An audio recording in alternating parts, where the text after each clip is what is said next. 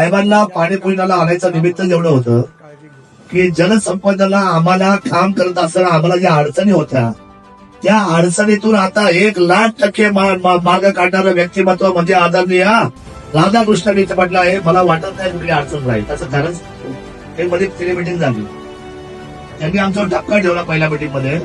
ते म्हणजे शरदराव, आमच्याकडे खाली पाणी वेळेवर येत नाही आणि तुम्ही आम्हाला पाणी लवकर द्या.